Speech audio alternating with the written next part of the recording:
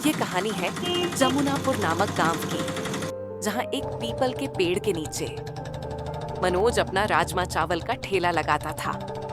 ठेले पर एक बड़ा पतीला राजमा का और एक छोटा पतीला चावल का और कुछ प्लेटें। पूरे दिन में मुश्किल से 7 से 8 ग्राहक ही ठेले पर आया करते थे। तभी मनोज के ठेले पर उसके 2 पुराने ग्राहक आते हैं। कैसे हो मनोज भाई?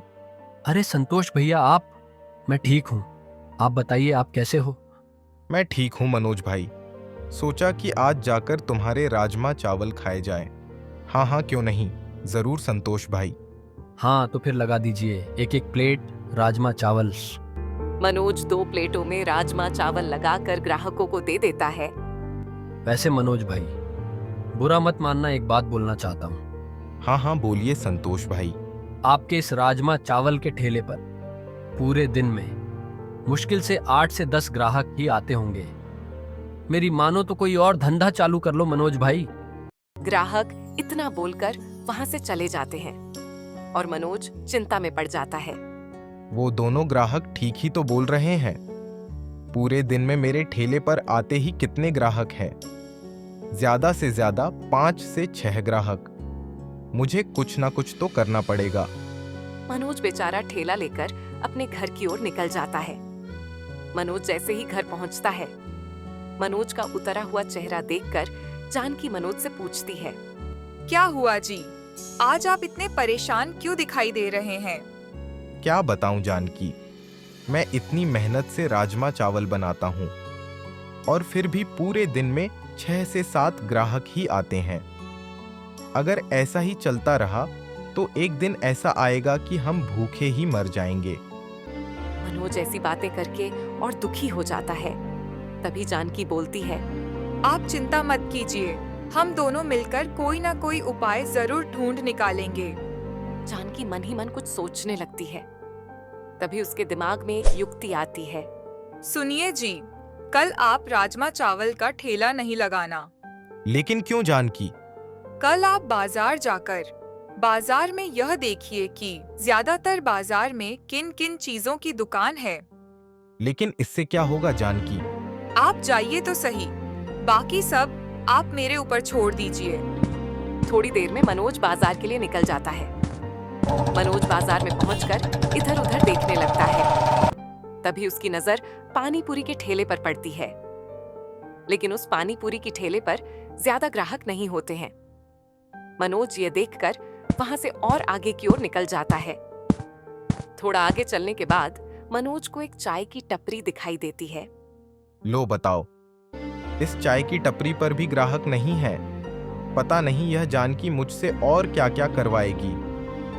और आज तो ठेला भी नहीं लगाने दिया। छोड़ो, थोड़ा और आगे की ओर देख लेता हूँ। मनोज जैसे ही थोड़ा और आगे की ओर जाता है, तभी उसकी नजर एक बिरयानी के ठेले पर पड़ती है, जहां एक व्यक्ति मटन बिरयानी बेच रहा होता है। बिरयानी की खुशबू इतनी मनमोहन होती है कि लोग उसके ठेले की ओर खींचे चले आते हैं। अरे वाह, इस मटन बिरयानी वाले के ठेले पर कितनी भीड़ है और खुशबू भी जबरदस्त आ रही है। इसकी एक प्लेट मटन बिरयानी खाकर देखता हूँ। खुशबू तो जबरदस्त है, क्या पता स्वाद भी जबरदस्त हो। मनोज उस ठेले वाले के ठेले पर जाकर एक प्लेट मटन बिरयानी चखता है। मटन बिरयानी खाने के बाद मनोज वापस घर की ओर निकल जाता है और घर जाकर सारी बात जानकी को बताता है। जानकी सारी बात समझ जाती है और मनोज से बोलती है, सुनिए जी, कल से आप राजमा चावल का ठेला नहीं लगाना, बल्कि मटन बिरयानी का ठेला लगाइए। लेकिन जानकी, मुझे तो बिरयानी बनाना आता ही नहीं, तो मैं बिरयानी का ठेला कैसे लगाऊंगा? आप उसकी चिंता मत कीजिए, मटन बिरयानी मैं बनाऊंगी। क्या तुम्हें आता है बिरयानी बनाना जानकी? हाँ जी, आता है बिरयानी बनाना। शादी से पहले मैं पिताजी के साथ बिरयानी बनाया करती थी। अरे वाह जानकी, फिर तो कोई समस्या ही नहीं है। मनोज और जानकी दोनों मिलकर बिरयानी बनाने की सामग्री को एकत्रित करने लगते हैं। अगले दिन से जानकी गर्मा गर्म बिरयानी बनाना शुरू करती हैं। बिरयानी की खुशबू काफी मनमोहक होती है। थोड़ी देर में बिरयानी पूरी तरह से पक जाती है और जानकी मनोज से बोलती है, सुनिए जी, मटन बिरयानी पककर तैयार हो चुकी है। अब इसे आप बाजार में ले जा सकते हैं। मनोज अपना बिरयानी का ठेला गांव की चौक पर लगाता है।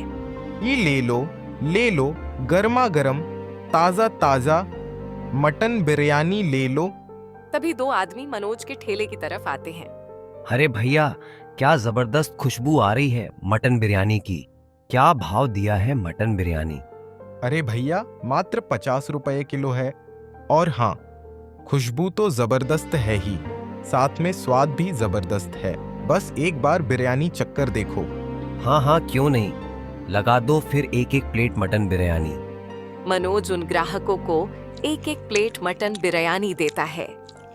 ग्राहक जैसे ही बिरयानी को खाते हैं, तभी उनमें से एक ग्राहक बोलता है, अरे वाह मनोज भैया, क्या स्वादिष्ट मटन बिरयानी है। ऐसी बिरयानी खाए हुए तो जमाना बीत गया। देखते ही देखते मनोज की ठेले से बिरयानी धीरे धीरे खत्म होने लगती है और कुछ घंटे में ही मनोज की सारी बिरयानी खत्म हो जाती है। आधे से ज्यादा ग्राहक बिना खाए वापस लौट जाते हैं। अरे मनोज भैया, थोड़ी ज़्यादा बिरयानी बनाया करो। हम लोगों ने तो बिरयानी चखी भी नहीं है और सारी बिरयानी खत्म भी हो गई। मैं माफी चाहता हूँ भाइयों कि तुम्हें बिरयानी खाने को नहीं मिली, पर आपसे मेरा वादा है, कल मैं बिरयानी ज्यादा बनाकर लाऊंगा जिससे आप सभी को बिरयानी खाने को मिले। मनोज के ठेले से भीड़ पूरी तरह से खत्म हो जाती है और मनोज अपने पूरे दिन की कमाई को गिनने लगता है। अरे वाह, आज की कमाई तो काफी ज्यादा अच्छी हुई है। जानकी अगर इन पैसों को देखेगी तो खुशी से झूम उठेगी। शाम हो जाती है। मनोज अपना मटन बिरयानी का ठेला लेकर वापस घर की ओर चला जाता है। घर पहुंचकर जैसे ही जानकी को पैसे देता है, जानकी के चेहरे पर एक अलग ही खुशी आ जाती है। देखा जी, मैंने आपसे कहा था ना कि बिरयानी का ठेला लगाते हैं, और देखिए कितनी अच्छी कमाई हुई है। इन पैसों से अब हमारे आने वाले दिन सुधर जाएंगे और लोगों का कर्ज भी उतर जाएगा। सही कहा जानकी, मुझे भी ऐसा ही लगता है कि हमारे आने वाले दिन खुशियों के होंगे। लेकिन जानकी, अब हमें कल से और ज्यादा बिरयानी बनानी होगी, क्योंकि तुम्हारे हाथों का स्वाद लोगों की जुबान पर है। आप उसकी चिंता मत कीजिए, मैं कल से और ज्यादा मेहनत करूंगी और ज्यादा बिरयानी बनाऊंगी। काफी दिनों बाद मनोज के घर पर स्वादिष्ट पकवान बनते हैं। मनोज और जानकी दोनों खाना खाने के लिए बैठ जाते हैं। तभी मनोज बोलता है, जानकी, आज तो ऊपर वाले का दिल से शुक्रिया अदा करने का जी कर रहा है, क्योंकि आज कितने दिनों बाद हमारे घर पर इतने स्वादिष्ट पकवान बना रहे हैं। यह तो सच है जानकी कि ऊपर वाला समय से पहले किसी को कुछ नहीं देता। ये तो आपने सही कहा जी। मनोज और जानकी दोनों ऊपर वाले का शुक्रिया करके खाना खाने लगते हैं। खाना खाने के बाद दोनों सो जाते हैं। अगले दिन फिर से जानकी मटन बिरयानी बनाती है, लेकिन इस बार की बिरयानी कल की बिरयानी से काफी ज्यादा मात्रा में होती है। बिरयानी बनने के बाद मनोज बिरयानी को ठेले पर रखकर गांव के चौक पर ले जाता है। मनोज की सारी बिरयानी कुछ ही घंटे में खत्म हो जाती है और मुनाफा भी काफी ज्यादा अच्छा होता है। इसी तरह से जानकी रोज बिरयानी बनाया करती थी और मनोज उसे बाजार में लेकर बेचा करता था। मनोज और जानकी की आगे की जिंदगी बहुत ही अच्छे से व्यतीत हुई।